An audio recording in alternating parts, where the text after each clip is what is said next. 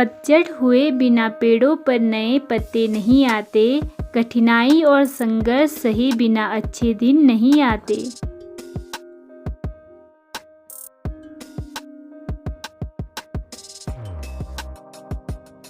मेहनत, लगन और त्याग वो कठिन रास्ता है जो व्यक्ति को महानता की ऊंचाइयों तक ले जाता है।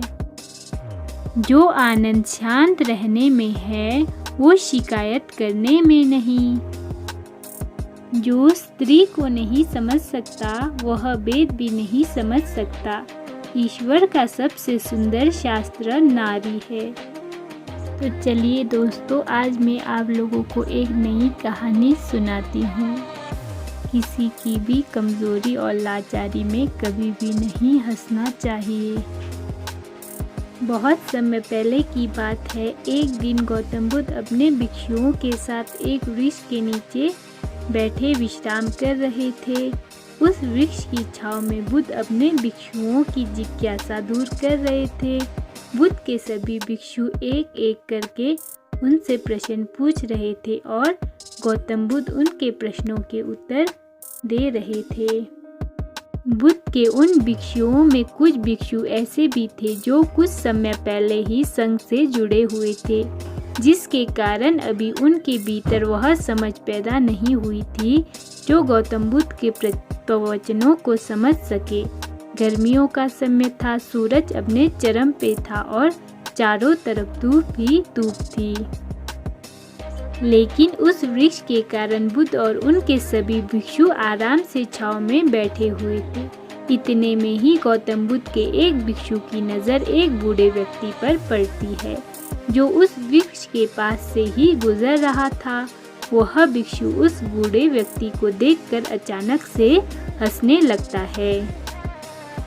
उस बूढ़े व्यक्ति की उम्र बहुत ज़्यादा हो गई थी, जिसके कारण उसकी कमर मुड़ गई थी और बूढ़े व्यक्ति के हाथ में एक डंडा था, जिसका सहारा लेकर वो बूढ़ा व्यक्ति अपनी मंजिल तक पहुंचने का प्रयास कर रहा था। उस बूढ़े व्यक्ति का शरीर केवल हड्डी का ढांचा मात्र था। अपने भिक्षुओं को हंसते हुए देख बुद्ध उनसे कहते हैं कि मेरे प्रिय भिक्षुओं, कृपया करके हंसो मत, क्योंकि जिस व्यक्ति को देखकर तुम अभी हंस रहे हो वो कोई साधारण व्यक्ति नहीं है, बल्कि वह व्यक्ति इस क्षण तुम्हारे जीवन को रूपांतरित करने की क्षमता रखता है। जो आज तक मैं तुम्हें सिखा नहीं पाया, वह यह बूढ़ा व्यक्ति तुम्हें सिखा रहा है। इसके द्वारा दी गई सीख को बेकार ना करो। बुद्ध की ये बात सुनकर वह भिक्षु बुद्ध से कहता है कि मुझे क्षमा करे बुद्ध, पर मुझे ये समझ नहीं आ रहा है कि जो एक बूढ़ा व्यक्ति खुद अपना शरीर और अपनी बीमारी से लाचार है, वो मुझे क्या सिखा सकता है। फिर बुद्ध उस भिक्षु से कहते हैं कि ये बूढ़ा व्यक्ति तुम्हें तुम्हारा भविष्य दिखा रहा है। जिस बुढ़ापे को और लाचारी को देखकर तुम सभी हंस रहे हो, वो बुढ़ापा और लाचारी तुम्हारे जीवन में भी आने वाली है। वह बूढ़ा व्यक्ति तुमसे कह रहा है कि अभी समय है इस स्वस्थ शरीर का अच्छे कर्म करने के लिए उपयोग करो। अगर तुम्हारा ये स्वस्थ शरीर तुम्हारे हाथ से निकल गया तो फिर से वापस नहीं आएगा, और अभी तुम्हारा ये शरीर सही से काम कर रहा है, जैसे तुम्हारे हाथ, पैर, आँख, कान और ये सभी चीज़ें सही से काम कर रही है। क्या यह छोटी बात है और क्या तुम इसे मामूली सी बात समझ रहे हो? यह घटना कोई साधारण घटना नहीं थी जो अभी तुम्हारे साथ घटी, और ये घटना तुम्हारे जीवन को बदलने की क्षमता रखती है। ठीक इसी तरह की घटना ने मेरे जीवन को बदला था, और इस तरह की घटना के कारण ही मैं आज बुद्ध हूँ। फिर वह भिक्षु बुद्ध से कहता है कि मुझे क्षमा करो बुद्ध, परंतु मेरे मन में यह विचार ही नहीं आया कि मैं उस बूढ़े व्यक्ति से कुछ सीख सकता हूँ। उसे देखकर केवल मुझे हंसी आ गई। तभी गौतम बुद्ध कहते हैं कि ऐसा इसीलिए हुआ क्योंकि तुम्हें अपने भीतर कहीं ना कहीं लगता है कि जिस स्थिति में आज वो बूढ़ा व्यक्ति है उस स्थिति में तुम कभी नहीं आओगे।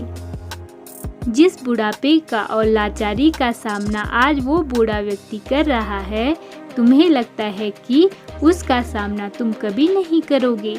इसीलिए उस बूढ़े व्यक्ति को देखकर हंस पड़े।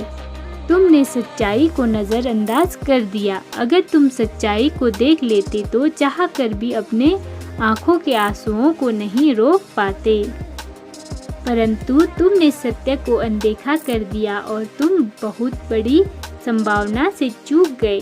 बुद्ध की ये बात सुनकर भिक्षु बुद्ध से क्षमा मांगता है और निश्चय करता है कि वह अपने स्वास्थ्य का उपयोग अपने अहंकार को बढ़ाने में नहीं बल्कि परम सत्य को पाने में करेगा। और कहानी यहीं पर समाप्त होती है।